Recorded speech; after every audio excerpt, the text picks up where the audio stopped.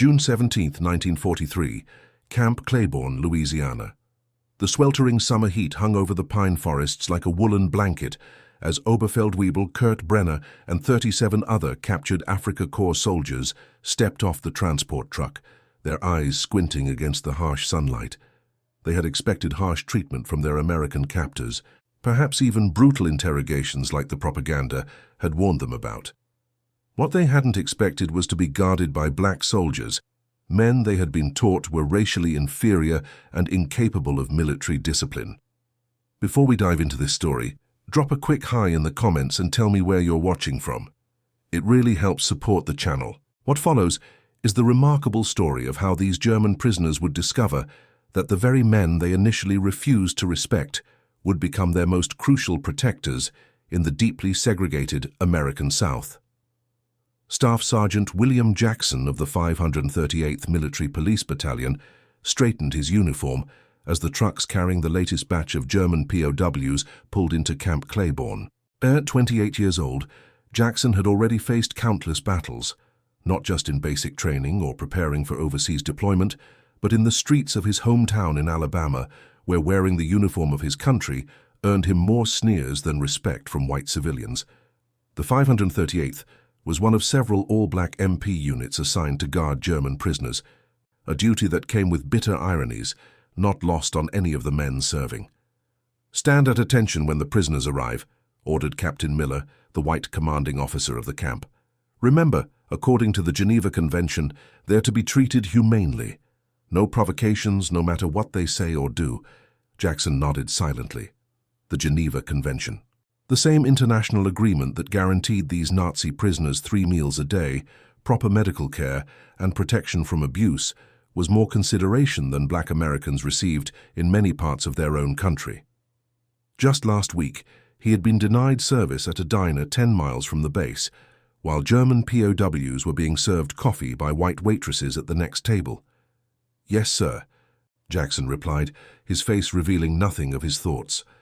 As the first Germans disembarked from the trucks, Jackson noticed their expressions change from uncertainty to something closer to contempt when they saw the black guards. He'd been warned about this by other units who'd already been processing POWs for months. The Germans often refused to acknowledge orders from black soldiers, frequently turning to look for white officers instead. "Achtung!" called out Sergeant Jackson in passable German. "Form a single line and prepare for processing." The Germans stood motionless, some smirking, others simply looking past Jackson as if he weren't there. Only when Lieutenant Wilson, a white officer, repeated the command did they shuffle into formation.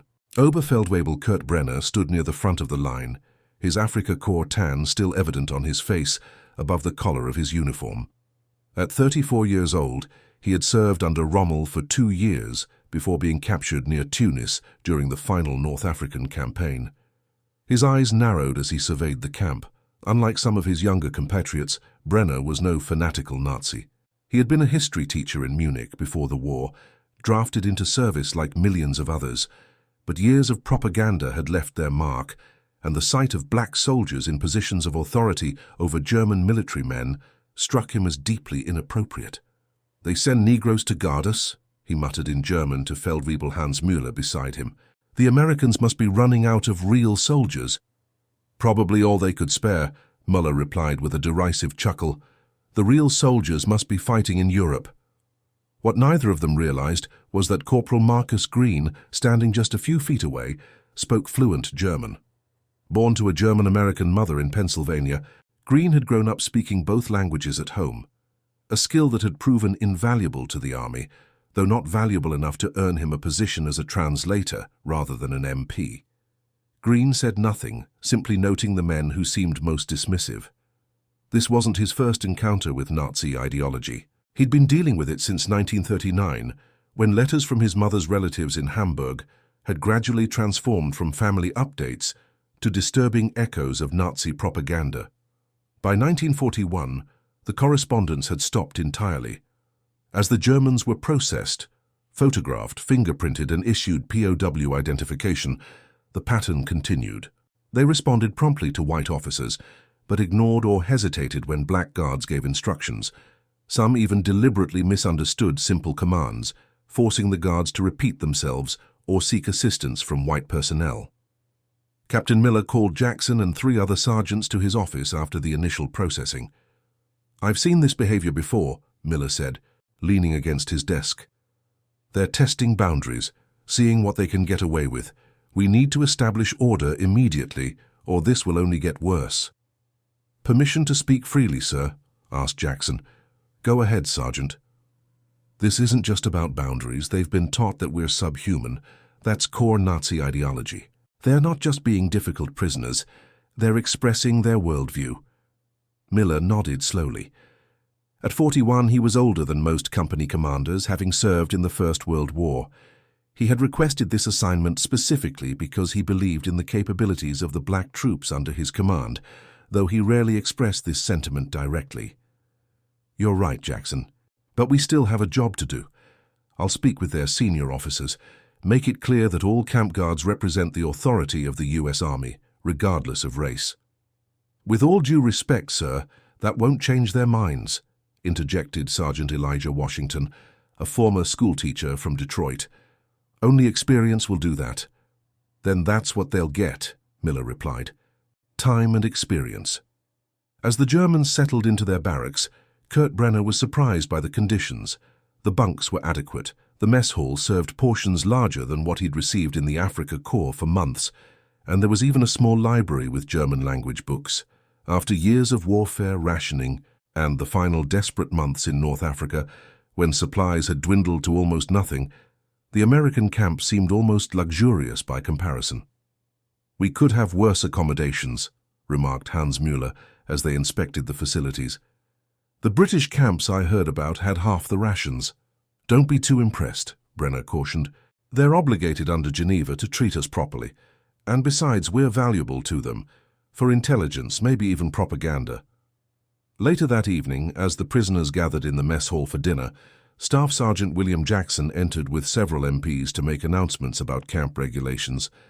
The room gradually fell silent as he approached the center of the hall, though several Germans continued their conversations, deliberately ignoring his presence. "Attention!" Jackson called out in English, then in accented German, "Achtung!" Most of the room quieted, but a table of Afrika Korps non-commissioned officers, including Brenner, continued talking. Jackson walked directly to their table and placed both hands on its surface, leaning forward. "When an American soldier speaks, you listen," he said firmly, meeting Brenner's eyes. "That's not a request." Brenner looked up, his expression neutral, but his posture defiant. For a long moment, neither man spoke. Then Brenner replied in broken English, "We take orders from officers, not from—" He didn't finish the sentence, but his meaning was clear. Corporal Green stepped forward, translating Jackson's words into perfect German. "Staff Sergeant Jackson says that in this camp, all U.S. military personnel have authority over prisoners, regardless of rank or race. Continued insubordination will result in loss of privileges." Brenner switched to German, addressing Green rather than Jackson. "Tell your sergeant that German soldiers maintain their dignity even in captivity. We follow military protocol." Green translated this for Jackson, who had understood the general meaning already. Jackson's reply was measured. "Military protocol in the United States Army puts me in charge of this barracks. Your dignity is not in question, only your compliance." After Green translated, the confrontation hung in the air for several tense seconds before Brenner finally nodded slightly. It wasn't acceptance, merely acknowledgement. Jackson took it as enough for the moment and proceeded with the announcements. Outside the camp perimeter, Camp Claiborne adjoined the small town of Oakville, Louisiana, population 2,340. It was a typical Southern town with rigid segregation and deeply entrenched racial hierarchies. The white residents had already expressed dismay when they learned that black soldiers would be stationed nearby, and their discovery that these same soldiers would be guarding white German prisoners had provoked near outrage among some locals. Sheriff Tom Beaumont had called a meeting with Captain Miller the very day the first POWs had arrived 2 months earlier. A heavy-set man with thinning gray hair and a perpetual sheen of sweat on his forehead, Beaumont had made his position clear. "This arrangement doesn't sit well with folks around here, Captain," he had said, refusing the chair Miller offered. Having coloreds with authority over white men, even if they are Germans, sends the wrong message. Miller had maintained his professional demeanor. The U.S. Army assigns personnel based on capability and need, Sheriff. The men guarding these prisoners are well-trained and fully qualified. That may be how things work up north, but this is Louisiana, Beaumont had replied, his tone making the threat implicit rather than stated outright. Folks here understand certain natural orders. Disrupting those orders causes friction. The warning had been noted, and camp policies had been adjusted accordingly. Black guards were discouraged from entering town except in groups and never after dark. German prisoners who earned work privileges were to be supervised by white officers when working in town to avoid confusing the local social dynamics, as the directive delicately put it. By the end of the first week, Kurt Brenner had observed enough of the camp operations to understand some of these external tensions. The black guards seemed to operate with particular caution around white officers, especially those from southern states. And the few times local civilians had come to the camp, delivery drivers, maintenance workers, or officials, they had addressed even the lowest-ranking white soldiers with more respect than they showed the black sergeants. On the 8th day after his arrival, Brenner was assigned to a work detail clearing brush along the camp's outer fence line. The July heat was oppressive, and within an hour, his uniform was soaked with sweat. Staff Sergeant Jackson and Corporal Green supervised the 12-man detail, with Jackson checking the work and Green translating when necessary. "Drink water regularly," Jackson instructed the men. "Heat casualties don't help anybody." As they worked, a truck from town arrived carrying replacement fencing materials. 2 white civilians stepped out, nodding respectfully to the German prisoners before almost completely ignoring Jackson's presence. They spoke directly to Green instead, assuming he was in charge simply because his skin was lighter than Jackson's. "We got the chain link you ordered," said the older of the 2 men, a weather-beaten fellow in his 50s. "Where you want it?" Green gestured to Jackson. "The sergeant is in charge of this detail." The civilian's expression soured slightly as he turned reluctantly toward Jackson. "Where you want this fencing, boy?" The word hung in the air like a physical thing. Brenner, who had been working nearby, paused to observe the interaction. He had heard this particular English word before and understood its implications in this context. Jackson's face remained impressively neutral. "Stack it by the south corner, sir. We'll distribute it from there." The man grunted acknowledgement and returned to his truck. As they unloaded the materials, Brenner noticed how the civilians continued to chat amicably with the German prisoners while maintaining a cold distance from the American guards. During a water break, Brenner found himself next to Corporal Green, who was filling canteens from a large container. "Your sergeant," Brenner said carefully in German. The civilian disrespected him. Green assessed Brenner for a moment before responding in the same language. "That happens often here." "But he represents the American military," Brenner pressed, genuinely confused. "And you are the victors." Green handed him a filled canteen. "Victory abroad doesn't always mean victory at home, Oberfeldwebel Brenner. Some battles continue." This exchange planted the first small seed of doubt in Brenner's mind about the racial hierarchies he had been taught were universal truths. If America, with all its power and wealth, still maintained such divisions, perhaps they were indeed natural as Nazi ideology claimed. Yet the dignified conduct of men like Jackson suggested otherwise. It was a contradiction he found himself returning to in quiet moments. 2 days later, the first serious incident occurred. A group of 10 prisoners, including Hans Müller, had been assigned to the camp laundry facility under the supervision of Sergeant Elijah Washington. Miller had been growing increasingly provocative, encouraged by the attitudes he'd observed among the local white civilians. "Are you?" he said to Washington in deliberately broken English, pointing to a pile of dirty uniforms. "Wash these first. Germans need clean clothes." Washington regarded him coolly. "Prisoners don't give orders, Müller. Return to your station." Müller smiled unpleasantly. "I talk to white officer instead, not take orders from—" He used a racial slur he'd heard from a local delivery driver. The room went silent. The other German prisoners looked uncomfortable. Most were simply trying to serve their time without complications. Washington stepped closer to Müller, his voice low but carrying clearly through the quiet room. You're in my laundry facility. You'll follow my instructions or face disciplinary action. Muller, perhaps emboldened by his observations of civilian behavior toward the Black Guards, made a critical miscalculation. He stepped forward, his posture deliberately threatening. "What you do, Schwartz!" Before he could finish the slur, Washington had him against the wall, not striking him but restraining him with practiced efficiency.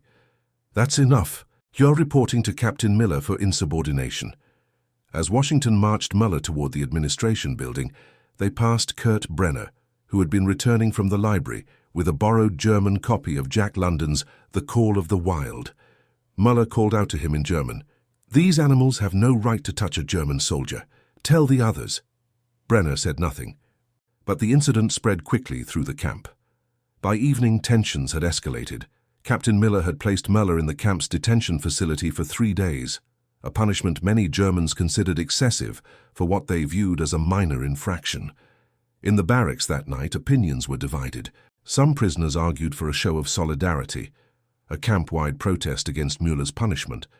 Others, particularly those who had fought longer and seen more of the war's realities, counseled caution.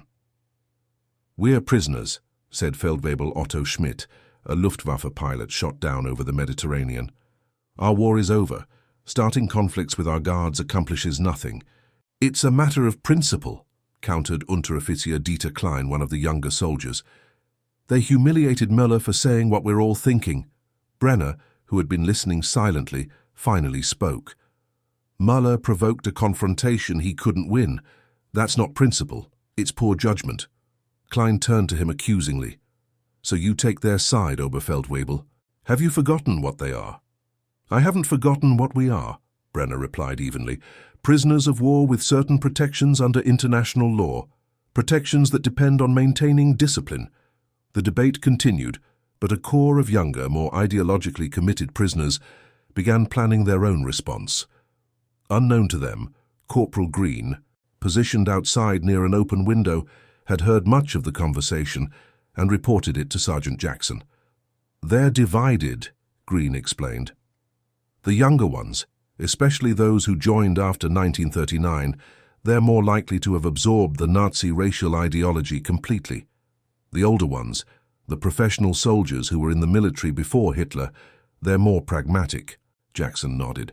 "Keep an eye on Klein and his group. If they're planning something, I want to know before it happens."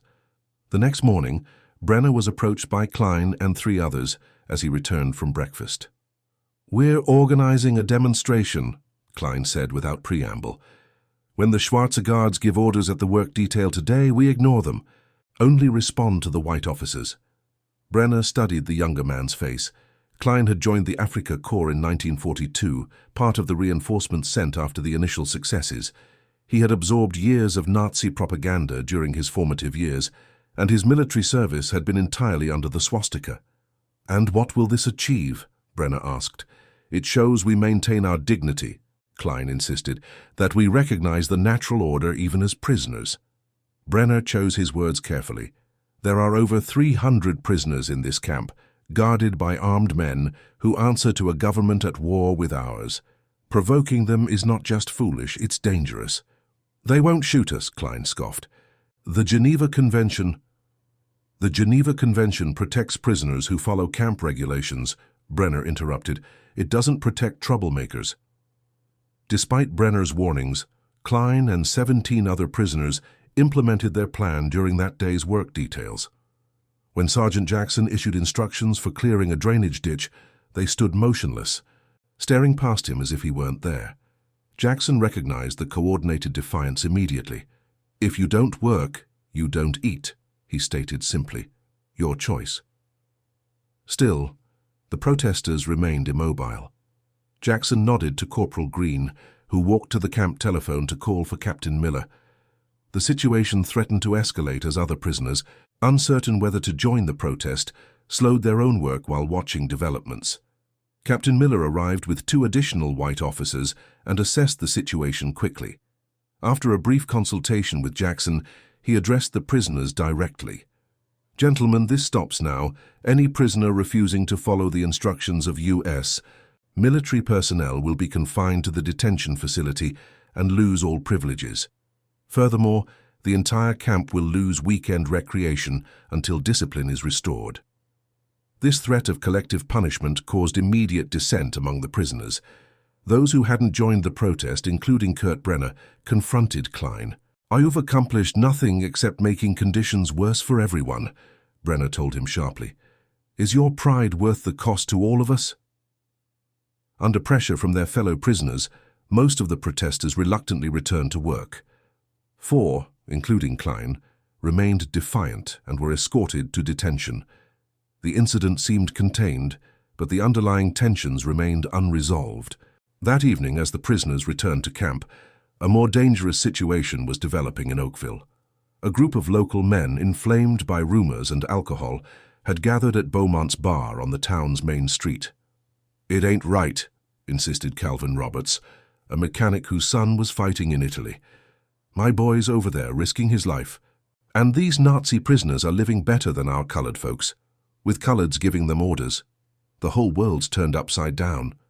Sheriff Beaumont, who was present but off duty, neither encouraged nor discouraged the growing anger.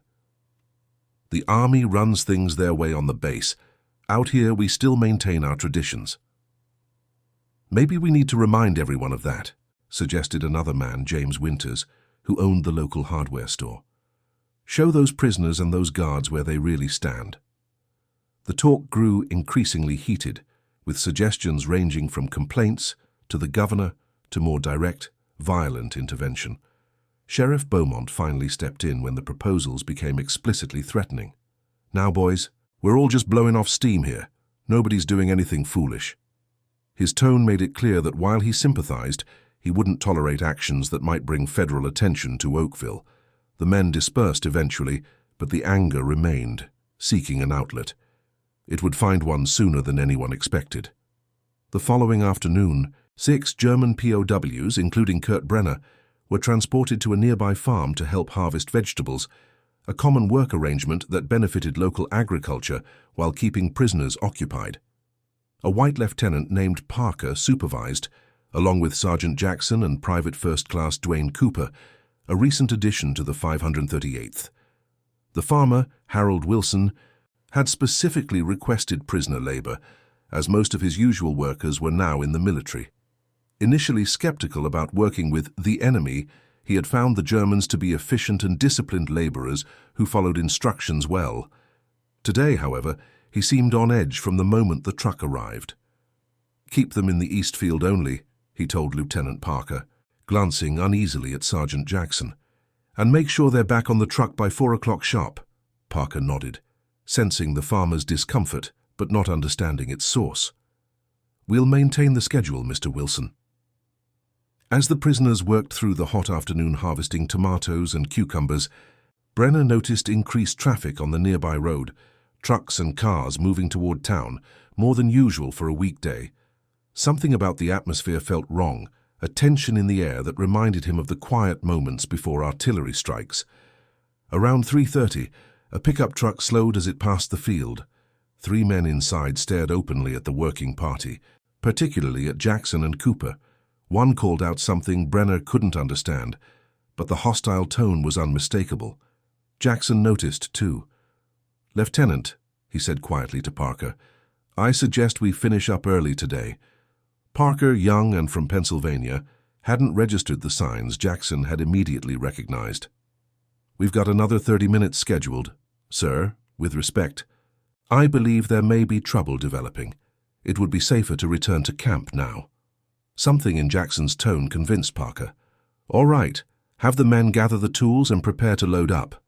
As they were collecting the last of the equipment, 2 vehicles pulled up at the field entrance. 6 men got out, all white, several visibly carrying shotguns and rifles. They spread out, blocking the path to the army truck.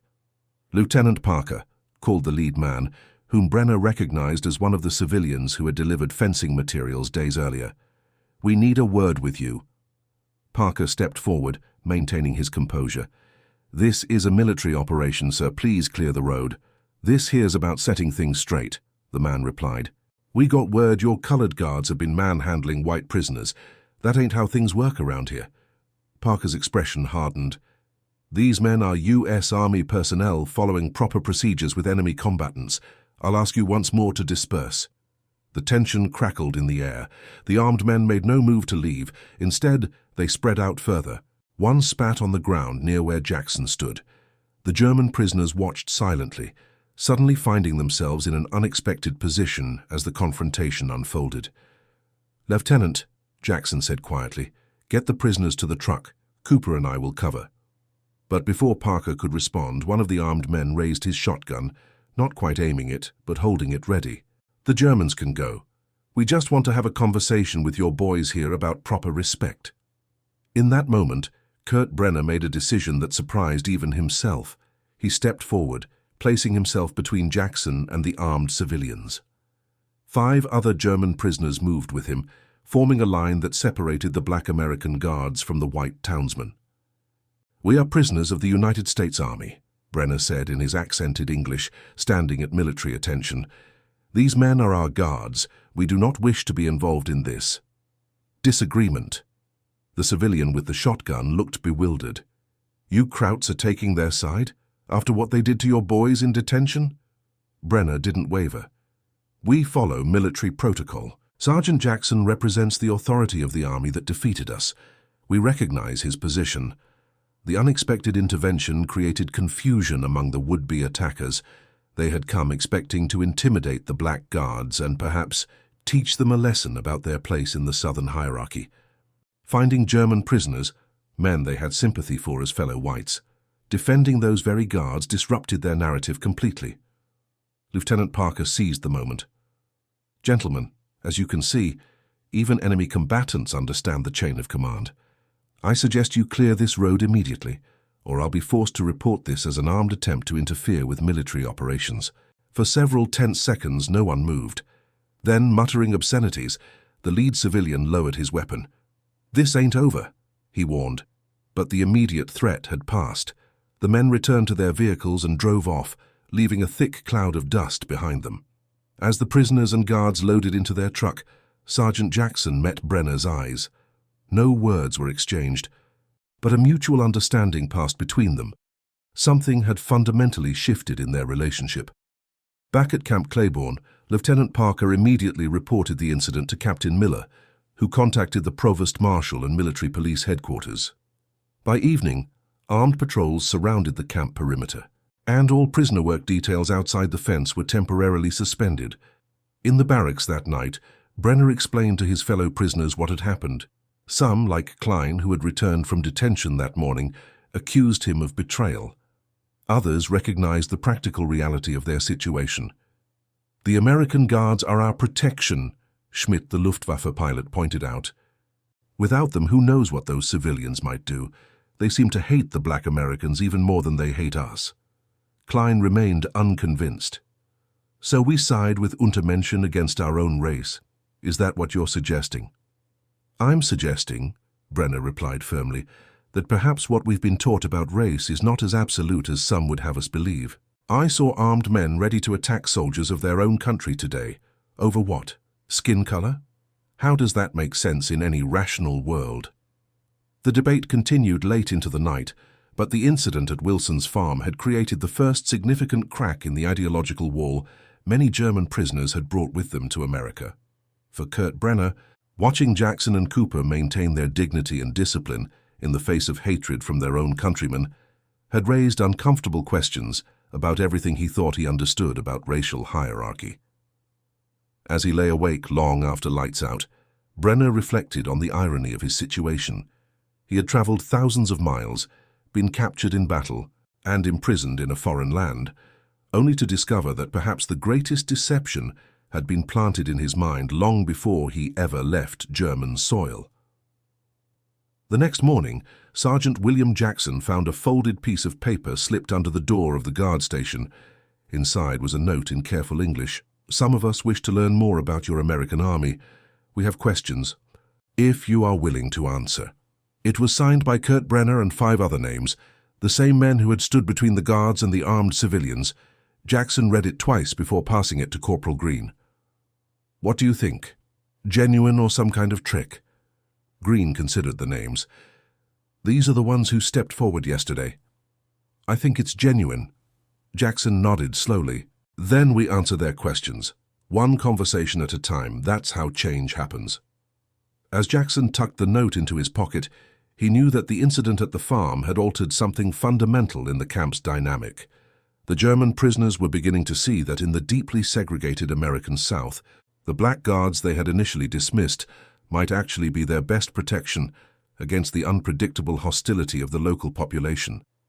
And for men raised on Nazi racial ideology, this realization was nothing short of revolutionary. Captain Miller called a meeting with his senior staff the morning after the incident at Wilson's farm. The small office was crowded with officers and senior non-commissioned officers, both white and black. The atmosphere was tense as Miller laid out the situation. "Sheriff Beaumont called this morning," Miller began, his voice tight with controlled anger. "He claims yesterday was just a misunderstanding between some locals and our personnel, said his men were coincidentally in the area, and diffused the situation." "That's not what happened, sir," Lieutenant Parker interjected. "Those men came armed and with clear intent to intimidate or worse.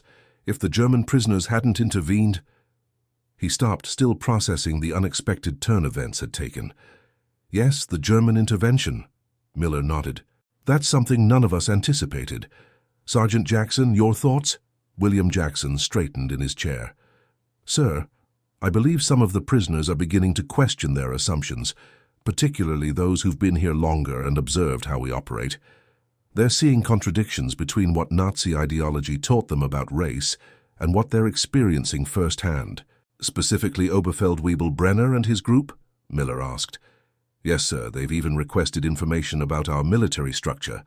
I believe it's genuine curiosity, not intelligence gathering." Sergeant Elijah Washington spoke up. "Captain, this could be an opportunity. The Geneva Convention permits educational programs for POWs. What if we expanded ours beyond English lessons and vocational training? History? Civics? Dangerous territory," warned Major Phillips, who had driven from headquarters after hearing about the incident. "We're not here to indoctrinate prisoners with our politics." "With respect, sir," Washington countered, "education isn't indoctrination. Many of these men have been exposed only to Nazi propaganda about America. Factual information about our country isn't political, it's corrective." Miller considered this. "Sergeant Washington has a point. We'll develop an expanded voluntary educational program. Nothing overtly political, just factual information about American history, government, and society. If prisoners want to attend, that's their choice." "And the situation with the locals?" Jackson asked. Miller's expression hardened. "I've requested additional military police units to patrol the perimeter. All prisoner work details outside the fence remain suspended until further notice. I've also lodged a formal complaint up the chain of command about Sheriff Beaumont's mischaracterization of events." As the meeting concluded, Corporal Green approached Jackson. "Sergeant Brenner and the others are waiting in the recreation hall for their requested meeting." Jackson nodded. "Let's not keep them waiting." The recreation hall was a simple building with tables for cards and board games, a few bookshelves and a piano that was mostly out of tune. Kurt Brenner and 5 other German prisoners sat at a table near the window, their postures formal despite the casual setting. Jackson noticed they had all groomed themselves carefully for this meeting, as if it were an official military function. "Gentlemen," Jackson acknowledged as he and Green entered, "you had questions about the American military?" Brenner stood. Not at attention, but respectfully. "Yes, Sergeant, we appreciate your time." His English was improving, though Green would still translate when needed. For the next hour, the conversation focused on seemingly neutral topics: the structure of the U.S. Army, training procedures, the history of various regiments. But Jackson recognized the underlying questions they were really asking. How did a segregated military function? How were black units formed and utilized? What was the relationship between white and black personnel? "The 92nd Infantry Division has been deployed to Italy," Jackson explained, in response to a direct question about black combat units. "The 761st Tank Battalion is preparing for deployment to Europe. Many other black units serve in support roles, transportation, supply, engineering." "But not integrated with white soldiers?" asked Schmidt, the Luftwaffe pilot. No, Jackson acknowledged. Black units have black enlisted men with mostly white officers, though that's starting to change slowly. Yet you all fight under the same flag against the same enemy, mused Feldwebel Josef Weber, one of the older prisoners who had served in the German army since 1935. Interesting. Jackson allowed a slight smile. Interesting is one word for it. As the conversation continued, Jackson gradually steered it toward yesterday's incident. I'm curious. Why did you step forward yesterday? You could have simply stood aside. The Germans exchanged glances. Finally, Brenner answered. It was. Unexpected even to us, but in that moment the situation became clear. We recognized the authority of the uniform, not the man wearing it. After a pause, he added more quietly, and perhaps we saw something familiar in those men's eyes, something we've seen before in Germany. The implications hung in the air. These particular prisoners were beginning to recognize the parallels between American racial hatred and the ideology they had left behind in Germany. It was a profound realization, one that challenged the foundations of what many of them had been taught. As the meeting concluded, Brenner made an unexpected request. Some of us would like to learn more about American history. Is this possible? Jackson exchanged a glance with Green. As it happens, Captain Miller just approved an expanded educational program. I think we can arrange something. 2 days later, the first voluntary educational session was held in the camp schoolroom. To the surprise of the American staff, 34 prisoners attended, nearly 10% of the camp population. Sergeant Washington, who had been a history teacher before the war, led the session with Corporal Green translating as needed. The subject was deliberately non-controversial, the geographical regions of the United States and their economic characteristics. But even this basic information challenged preconceptions many prisoners held about America. The diversity of landscapes, industries, and people contradicted the simplistic portrayal of the United States they had received through Nazi propaganda. The American South, where we are now, Washington explained, pointing to a large map, was historically dependent on plantation agriculture, primarily cotton. This shaped its social structures in profound ways, including the institution of slavery before the Civil War and the segregation that followed. Schmidt raised his hand. This segregation, it is law, like the Nuremberg laws in Germany? Washington nodded, his expression carefully neutral. In many southern states, yes. Laws mandate separate facilities for white and black citizens, schools, restaurants, even drinking fountains. And you fight for this country? Asked Unteroffizier Walter Krauss, a younger prisoner who had been skeptical of the educational program initially. We fight for what America can be, Washington replied, not just what it is now. The subtle distinction wasn't lost on the prisoners.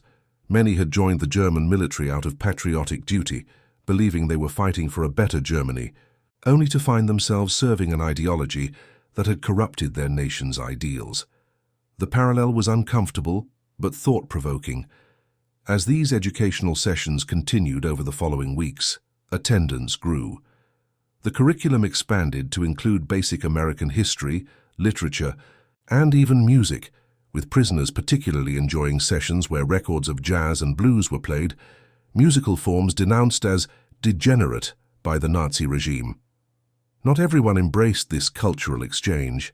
Dieter Klein and a core group of about 40 ideologically committed prisoners boycotted the programs and criticized those who participated.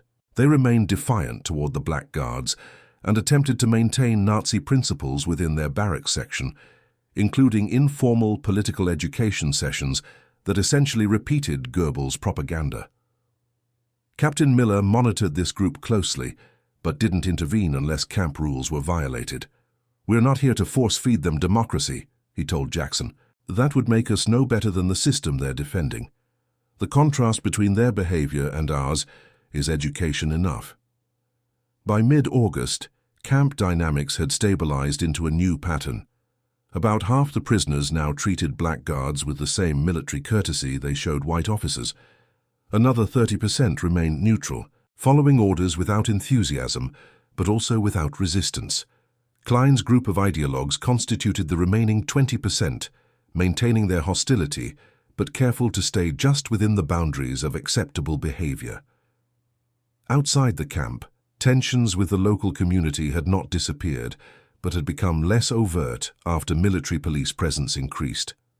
Sheriff Beaumont, facing pressure from the army and unwilling to risk federal intervention in his jurisdiction, had issued public statements calling for peaceful cooperation with our military neighbors.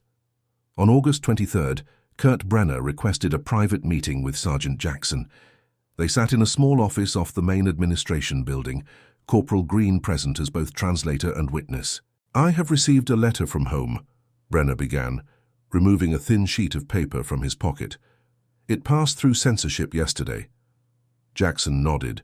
POW mail was strictly monitored, with many letters rejected or heavily redacted if they contained prohibited content. "My wife writes that my younger brother Ernst has been reported missing on the Eastern Front," Brenner continued, his voice steady but with underlying emotion. "He was with the 6th Army at Stalingrad." "I'm sorry to hear that," Jackson said sincerely. The Battle of Stalingrad had ended in February with devastating German casualties, over 800 Südern Axis troops killed, wounded or captured. She also writes that our neighborhood in Munich was heavily damaged in an air raid. Brenner paused. "She asks when the war will end. I cannot answer her." Jackson remained silent, allowing Brenner to continue. "For 2 years in Africa, I believed we were fighting for Germany's rightful place in the world. Now I wonder what that means. What kind of world are we creating?" Brenner carefully refolded the letter. "I find myself questioning everything, Sergeant Jackson." This was the most personal conversation they had shared, and Jackson recognized its significance. This wasn't just a prisoner being cooperative for better treatment. This was a man in genuine philosophical crisis. "War has a way of doing that," Jackson replied, making men question what they thought they knew. "The educational sessions have been illuminating. American history has its own contradictions. Your Declaration of Independence proclaims all men are created equal, yet your country maintained slavery for nearly a century afterward. Even now, as you fight against fascism abroad, you maintain your own racial hierarchies at home." Jackson nodded. "Those contradictions are real. Many of us fight with them every day." "Then why do you serve? Why risk your life for a country that treats you this way?" It was the question many black soldiers asked themselves, one that required constant reconciliation between patriotism and the reality of American racism. Jackson considered his answer carefully. "Because America's ideals are worth fighting for, even when America itself falls short of them. Because change comes from within systems, not just from opposing them. And because each time we serve with honor and courage, we make it harder for others to deny our humanity." Brenner absorbed this, then asked a final question. "Do you believe Germany can change too, after all we've done?" "I believe people can change," Jackson replied. "Nations are just collections of people." The conversation marked a turning point, not just for Brenner, but for how he influenced other prisoners. In the following days, he became more vocal in the barracks, challenging Klein's continuing Nazi rhetoric and encouraging others to attend the educational sessions. The ideological battle within the camp intensified, creating divisions among prisoners who had once been unified by their captivity. On September 2nd, this internal conflict erupted into physical confrontation. During lunch in the mess hall, Dieter Klein confronted Otto Schmidt about his fraternization with the enemy, referring to Schmidt's regular attendance at Washington's history discussions. "You dishonor your uniform," Klein accused loudly in German, "learning their propaganda while our comrades die fighting their armies." Schmidt, who had become one of the most engaged participants in the educational program, responded calmly, "I'm learning facts, Dieter, something in short supply in Germany these days." "Facts?" Klein sneered. "Like their lies about treatment of Jews? About concentration camps? You believe those tales?" "I believe what I've seen with my own eyes," Schmidt replied. "The hatred in those civilians' eyes when they confronted our guards was the same I saw in Berlin when SA thugs attacked Jewish shops. Same hatred, different target." Klein's face flushed with anger. "You compare Germans to these primitives. You're a traitor to your race." He lunged across the table, grabbing Schmidt by his shirt collar. The mess hall erupted as prisoners took sides, some attempting to separate the two men while others joined the fray. Sergeant Jackson and 3 other guards rushed in, quickly assessing the situation. "Alert, Captain Miller," Jackson ordered one of his men. "Tell him we need the response team." To the prisoners, he shouted in German with Green's coaching, "Stop immediately! Return to your tables!" Most prisoners backed down at the guards' intervention, but Klein and several others continued struggling. In the chaos, Klein broke free and charged directly at Jackson, perhaps intending to strike him or push past him to the exit. What happened next would be recounted many times in the camp's collective memory. Kurt Brenner, who had been sitting at a different table, intercepted Klein with a precise tackle that took both men to the floor. He pinned the younger soldier until guards could secure him. "You betray everything," Klein spat as MPs led him away. "You're no German." Brenner, brushing off his uniform, replied loud enough for many to hear, "Perhaps I'm finally becoming one again." The incident resulted in disciplinary action for Klein and 6 others, with 2 weeks in detention and loss of privileges. More significantly, it accelerated the ideological sorting already underway among the prisoners. Those who had been neutral increasingly sided with Brenner's group, seeing Klein's violent outburst as evidence of the bankruptcy of Nazi fanaticism. Captain Miller used the incident as justification to implement changes he had been considering for some time. The educational program was expanded and formalized. A camp newspaper was established, with content created by prisoners under American supervision. Work details were reorganized to separate those with persistent disciplinary problems from the general population. Most importantly, Miller petitioned headquarters for permission to implement a privilege system based on demonstrated cooperation and rejection of Nazi ideology. This system, already in place at some other POW camps, classified prisoners into white, cooperative, gray, neutral, and black, ardent Nazi categories, with corresponding access to work opportunities, recreational activities, and even improved rations. Authorization came through in mid-September, and the system was implemented with immediate effects. Within weeks, the number of prisoners classified as ardent Nazi dropped from around 20% to less than 10%, as pragmatism overcame ideology for many.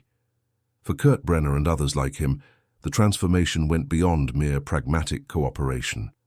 They began actively engaging with American culture and ideas, requesting books from the camp library, participating in discussion groups, even forming a small orchestra that included both German prisoners and off-duty American personnel. On September 30th, an incident in town created a new crisis.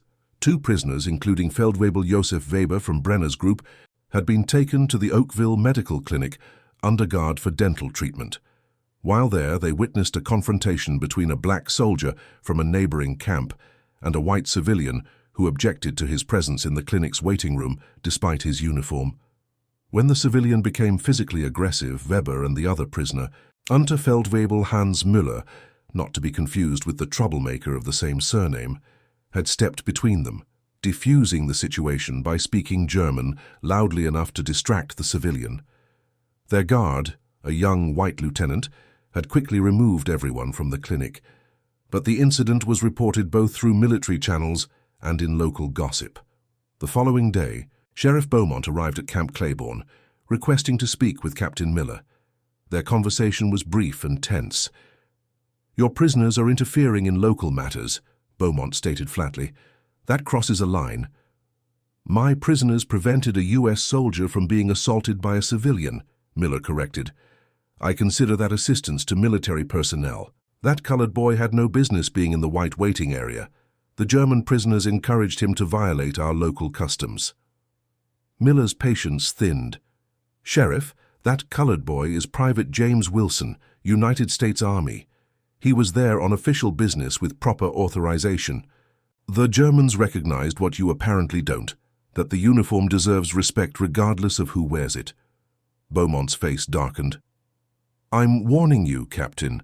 Sentiment in town is turning against this camp. Using Nazi prisoners to undermine our way of life won't be tolerated." "Is that a threat, Sheriff?" "Just a reality check." Beaumont stood to leave. "Keep your prisoners in line." or locals might start viewing them less as victims and more as the enemy they are. After Beaumont departed, Miller called an emergency meeting with his staff. "The situation is deteriorating," he explained. "Headquarters is concerned about potential civilian demonstrations or worse. They're considering relocating problem prisoners to another facility." "Sir," Jackson interjected, "moving prisoners now would send exactly the wrong message. It would validate the local pressure and undermine everything we've accomplished here." Miller nodded. "I agree, and I've said as much up the chain, but we need to prepare for all contingencies." The tension extended to the prisoners themselves. That evening, Brenner convened an unofficial meeting of 30 trusted men in their barracks. "The situation outside the camp is becoming dangerous," he explained. "We must be exceptionally careful not to provoke incidents when on work details or medical visits." "But we cannot simply ignore injustice," argued Schmidt. "What Weber and Müller did was right." "Yes, it was," Brenner agreed. "But we must be strategic. We are still prisoners in a foreign land. Our position is precarious." The debate continued until lights out, with no clear resolution. The prisoners, like their guards, were navigating complex moral terrain without a map. Their understanding of America, of race relations, of their own place in the global conflict was evolving daily, challenging assumptions many had held their entire lives. On October 15th, the tension finally broke into open confrontation. A convoy of trucks carrying German prisoners from another camp passed through Oakville on their way to a new facility in Texas. Local residents, already agitated by rumors and alcohol, mistakenly believed these were prisoners being relocated from Camp Claiborne, the Nazi sympathizers who had been contaminated by integration with black guards. A crowd gathered, blocking the convoy's path through town. What began as shouting quickly escalated as someone threw a bottle at one of the military vehicles. The military police escorts requested assistance, and Captain Miller dispatched 2 trucks of MPs to help clear the road. When word reached the camp about the disturbance, Sergeant Jackson found Brenner and his group unusually quiet in their barracks. "You've heard about the trouble in town?" Jackson asked. Brenner nodded. "News travels quickly here. Is it serious?" "Serious enough. Captain Miller has sent reinforcements." Jackson studied the Germans' faces. "You seem concerned for people who were recently your enemies." "We're concerned for the rule of law," Brenner replied carefully. "When mobs take control, no one is safe. Not prisoners, not minorities, not even those who think their status protects them." Jackson recognized the historical understanding beneath Brenner's words. These men had witnessed firsthand how mob violence and disregard for legal protections had facilitated the Nazi rise to power. They were seeing disturbing parallels in the American South. "The army will maintain order," Jackson assured them, though his own confidence was less certain than his words suggested. By evening, the situation had been contained, though not without injuries. 3 military policemen had been struck by thrown objects, and 2 civilians had been arrested for interference with military operations. The convoy had eventually proceeded, but the incident left a simmering resentment in Oakville that threatened to boil over again at the slightest provocation. In response, headquarters ordered Camp Claiborne to implement enhanced security measures. All prisoner work details outside the camp were suspended indefinitely.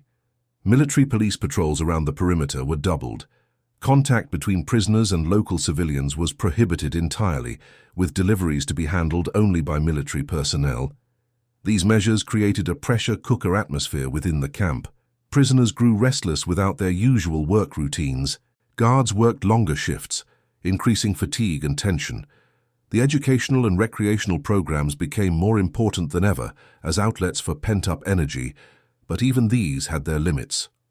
On October 21st, a development no one had anticipated changed the dynamic completely.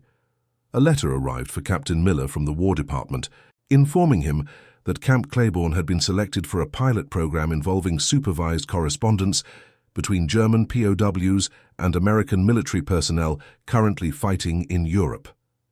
The goal was twofold: to gather intelligence about German morale and to potentially create materials that could be used to encourage surrender among German troops. Miller shared the letter with his staff, including Sergeant Jackson. "This is either brilliant or insane," he commented. "Potentially both."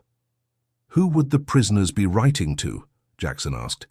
American GIs who speak German, many of them German Americans themselves. They'd exchange letters about conditions, experiences, the reality of the war from both sides. Sir, this could be exactly what we need, Jackson realized. It would give the prisoners a constructive outlet and a sense of contributing to something meaningful. It would also reveal which prisoners have genuinely moved away from Nazi ideology, Miller noted. Those still loyal to Hitler would refuse to participate or would try to use it as a propaganda opportunity. The program was announced to the prisoners the following day. The response was precisely as predicted. Brenner and his group expressed immediate interest. Klein and his diminished circle of ideologues denounced it as treason, and those in between waited to see how it would develop. Participation was entirely voluntary. Prisoners who wished to join the program would compose letters describing their experiences in America, their treatment as POWs, and their changing perspectives on the war. These letters would be reviewed by military censors, then forwarded to American units in Europe where German-speaking GIs would use them in various ways, from psychological operations to individual interactions with potential German deserters. Kurt Brenner was among the first to volunteer.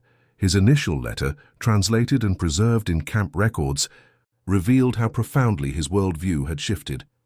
To the German soldier who may read this, I write as one who served under Rommel in Africa until my capture in May 1943. I have been a prisoner of the Americans for 5 months now. Time enough to discover how thoroughly we were deceived. We were told that Americans were soft, undisciplined, their army a chaotic mix of races and backgrounds that would collapse against German efficiency. What I have found instead is a nation of immense productive capacity, technological advancement, and surprising adaptation. Yes, America has its contradictions and struggles, particularly regarding race. But what I've witnessed here has made me question everything I was taught about racial hierarchy. The Black American guards who oversee our camp conduct themselves with a discipline and professionalism that would honor any military unit. When local civilians threatened violence against these guards, seeing only their skin color rather than their uniform, it was German prisoners who stood between them, recognizing something dangerously familiar in such blind hatred. I do not write to encourage surrender. Each soldier must make his own choices according to conscience, but I urge you to question what we are fighting for. Is it truly Germany's future, or an ideology that has corrupted our national spirit? When victory seems increasingly impossible, what purpose is served by continued sacrifice? Whatever you decide, know that capture is not the disgrace we were told. Here there is food, medical care, and a chance to see beyond the walls of propaganda that enclosed us for so long. Oberfeldwebel Kurt Brenner, Afrika Korps, 15th Panzer Division. 73 prisoners ultimately participated in the correspondence program, creating over 200 letters during the following months. Military intelligence later credited these communications with influencing at least 400 German surrenders on the Western Front, as soldiers learned from trusted sources, their own countrymen, that American captivity offered a humane alternative to continued futile resistance. By December 1943, Camp Claiborne had been transformed. The dynamic between prisoners and guards, particularly the Black American personnel, had evolved into one of mutual respect for many, reluctant cooperation for others, and only persistent hostility from a small, hardcore group of Nazi loyalists. The educational program had expanded to include vocational training, language instruction, and even college-level courses for qualified prisoners. A camp theater group performed plays in both German and English. The orchestra gave monthly concerts that included American jazz alongside classical German compositions, a symbolic integration that reflected the changing attitudes. Tensions with the local community had not disappeared, but direct confrontations had ceased as the economic benefits of the camp's presence became more apparent to local businesses.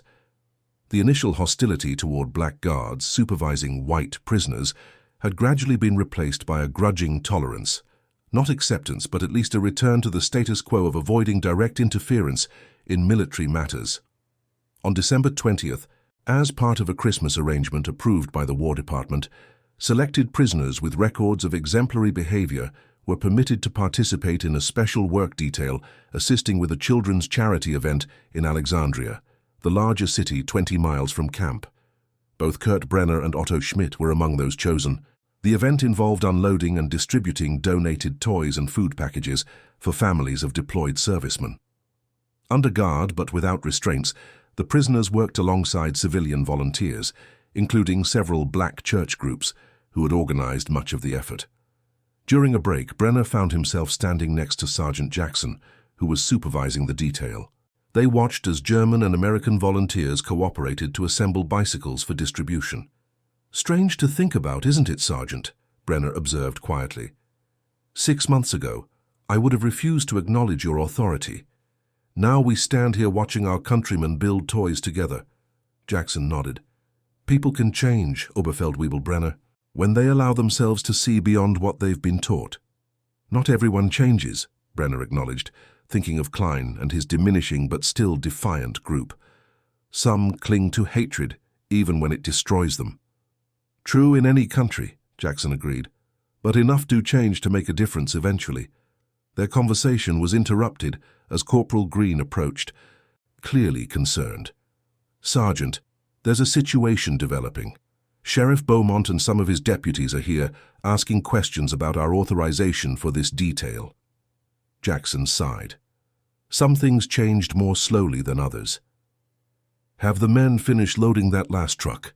I'll handle the sheriff." As Jackson walked away, Brenner called after him. "We'll stand with you if needed, Sergeant." Jackson turned, a hint of a smile crossing his face. "I know you will, Oberfeldwebel. That's the difference between 6 months ago and today." The confrontation with Beaumont proved minor. The sheriff was merely asserting his authority by checking paperwork he knew would be in order. But the symbolic moment remained significant. German prisoners who had once rejected Black American authority now voluntarily aligned themselves with those same guards against white civilians who shared their skin color but not their evolving values. In January 1944, new prisoners arrived at Camp Claiborne, fresh captures from the Italian campaign where German forces were in retreat. They brought with them the unprocessed Nazi ideology that most of the camp's population had gradually shed, or at least questioned during their months in American captivity. Kurt Brenner and his group took it upon themselves to orient these newcomers, not to indoctrinate them with American ideas, but to help them understand the reality of their situation, that the Black Guards deserved the same military courtesy as any others, that cooperation brought benefits while resistance only created hardship, and that much of what they had been taught about racial hierarchy had been propaganda designed to facilitate political control rather than reflect human truth. Some of the new arrivals rejected these perspectives outright. Others, already disillusioned by defeats in Russia and Italy, proved more receptive.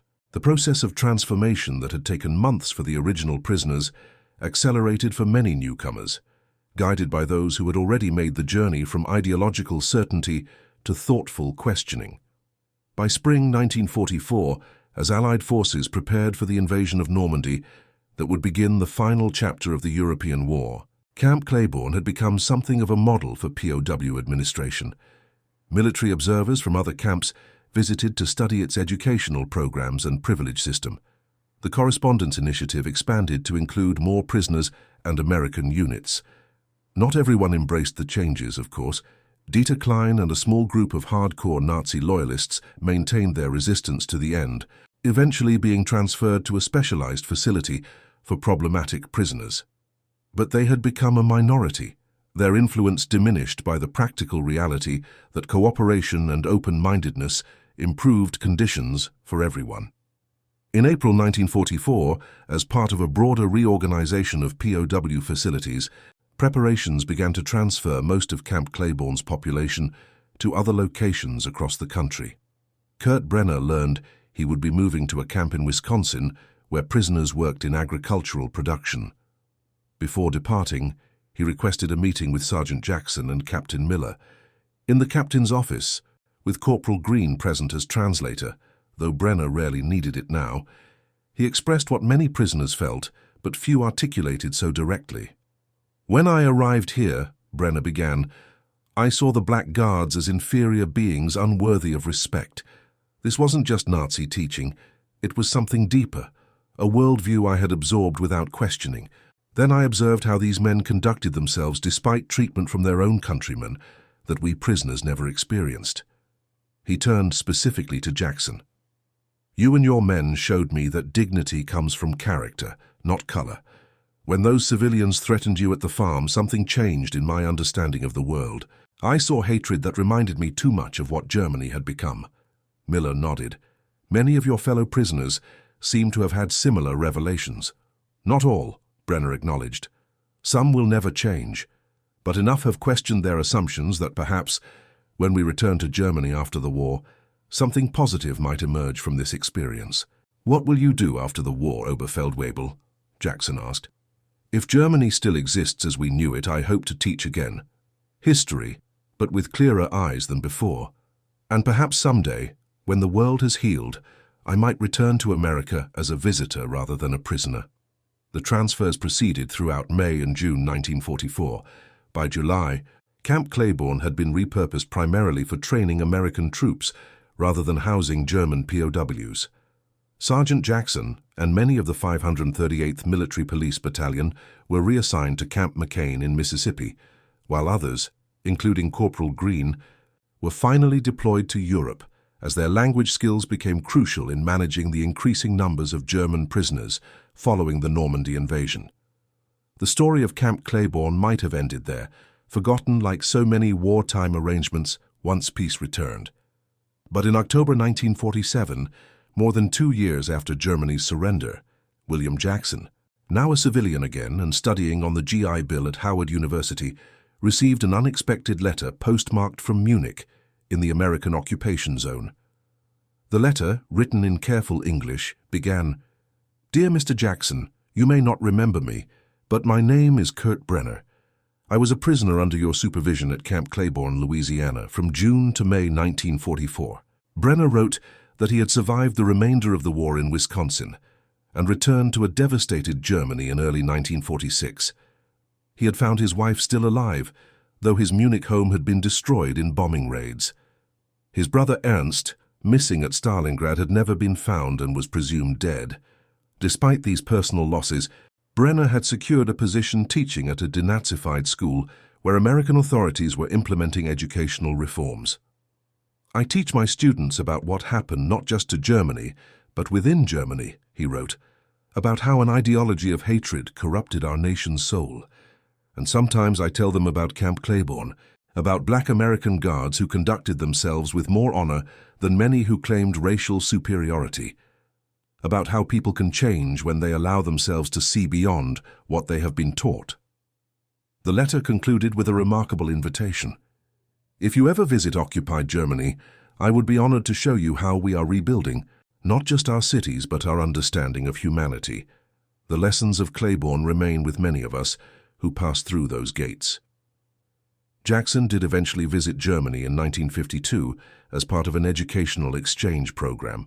He met with Brenner in Munich, where the former prisoner had become a respected educator in the new German democratic system. Their reunion was documented in a small local newspaper, an American black former guard and a German former prisoner standing together outside a rebuilt school. Evidence that even from the darkest chapters of human conflict, unexpected understanding can emerge. What happened at Camp Claiborne was repeated, with variations at POW camps across America during World War II. German prisoners encountered black guards, Mexican-American civilians, Jewish doctors, and others they had been taught to consider inferior, discovering through direct experience the bankruptcy of Nazi racial ideology. Many returned to Germany carrying these realizations with them, contributing in small but significant ways to the painful process of national self-examination that followed the Third Reich's collapse. The Black American Guards, meanwhile, returned to a nation still struggling with its own contradictions. The uniform that had given them authority over white German prisoners did not protect them from continued discrimination at home. Many used their military service as a platform for activism in the early civil rights movement, arguing persuasively that men who had helped defeat fascism abroad deserved full citizenship rights at home. In a war that produced countless ironies, perhaps none was more profound than this. In the segregated American South, German prisoners of war discovered that the blackguards they initially refused to respect became their most essential protection against the very racial hatred that had corrupted their homeland. And in that discovery lay seeds of transformation that would bear fruit long after the guns of World War II fell silent. And that concludes our story. If you made it this far, please share your thoughts in the comments. What part of this historical account surprised you most? Don't forget to subscribe for more untold stories from World War II and check out the video on screen for another incredible tale from history. Until next time.